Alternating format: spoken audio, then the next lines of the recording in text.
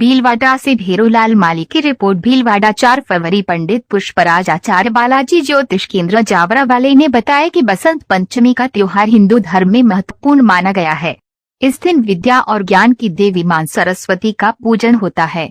मान्यता है कि बसंत पंचमी के दिन मां सरस्वती की पूजा करने से बुद्धि व विद्या का आशीर्वाद प्राप्त होता है।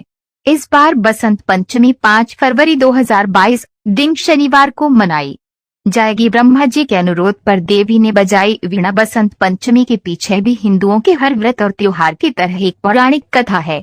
मान्यता के अनुसार इस दिन ज्ञान, विद्या, वाणी, संगीत और कला की अधिष्ठात्री देवी मां सरस्वती का जन्म हुआ था। बसंत पंचमी का पर्व माघ मास के शुक्ल पक्ष की पंचमी तिथि को मनाते हैं। इस बार बसंत पंचमी 5 फरवरी 2022 दिन शनिवार को मनाई जाएगी। आइए बताते हैं किस तरह प्रकट हुई थी मां सरस्वती, क्या है उनके जन्म की कथा। बसंत अत्यंत शुभ माना गया है। पतझड़ के बाद बसंत ऋतु आती है। भगवान कृष्ण ने स्वयं कहा है कि ऋतुओं में मैं बसंत हूँ। बसंत में मौसम सामान्य होने लगता है। सर्द हवाओं के तेवर कमजोर पड़ने लगते हैं। साफ शब्दों में समझें तो बसंत ऋतु में ना तो ज्यादा सर्दी होती है और ना ही गर्मी, इसलिए बसंत को ऋतुओं का राजा कहा जाता है। मान्यता है कि भगवान विष्णु की आज्ञा से ब्रह्मा जी ने सृष्टि का प्रारंभ किया और मनुष्य की रचना की, लेकिन वे अपने सर्जन से संतुष्ट नहीं थे। उन्हें लगता था कि कुछ कमी रह गई है, जिसके कारण चारों ओर मौन छाया रहता है। इसके बाद विष्णु जी से सलाह लेकर ब्रह्मा जी ने अपने कमंडल से जल छिड़का।